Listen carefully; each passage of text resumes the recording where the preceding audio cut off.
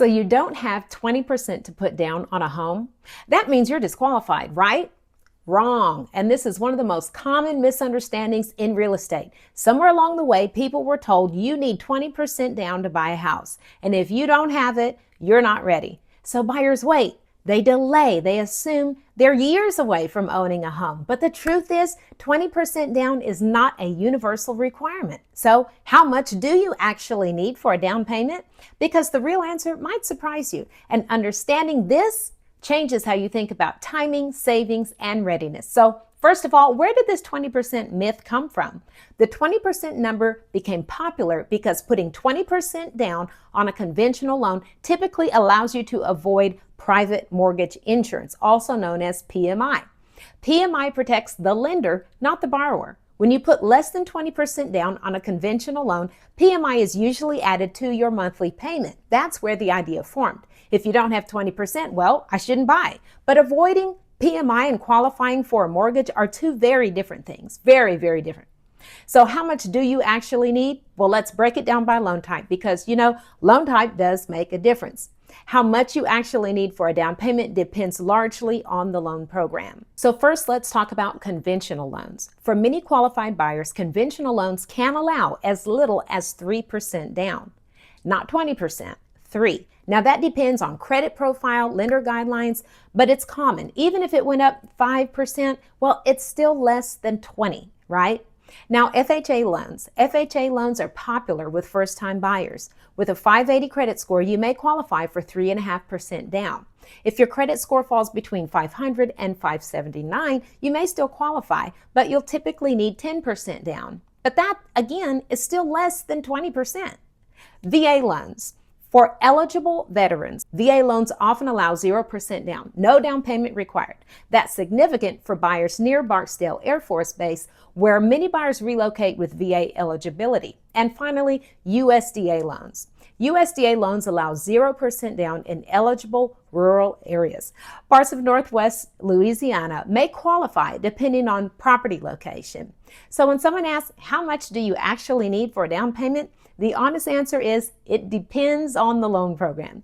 For many buyers, it is much less than 20%, but down payment isn't the whole story.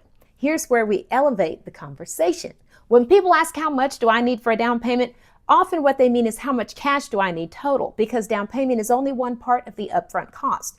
You also need to factor in closing cost, prepaid property taxes, prepaid homeowners insurance, inspection fees, and appraisal fees. That's why the smarter question is, how much do I need at closing? And that number is different than just the down payment. Now, if you're thinking about moving to Shreveport-Bossier and you're trying to get a better feel for the area before you move, I've created a relocation guide to help make the transition smoother and help you settle in faster. Click the link in the description below to download your copy. It's free and it's designed to save you time and stress. Now, let's talk about something powerful.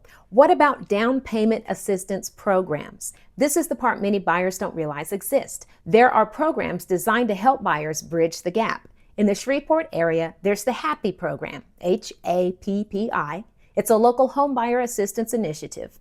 At the state level, the Louisiana Housing Corporation offers assistance programs that can help qualified buyers with down payment and closing costs.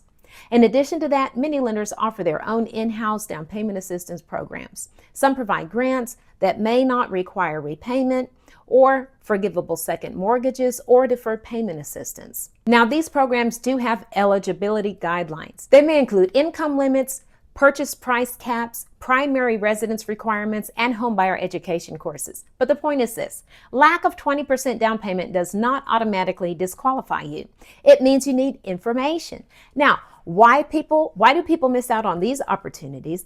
Many buyers don't explore down payment assistance options because they assume they won't qualify, or that it's complicated, or they make too much money, or that they need perfect credit. But you won't know unless you ask. And this is why starting with a lender or a realtor who can connect you to a lender really matters, because lenders understand program layering. They know what can stack. They know what fits your situation.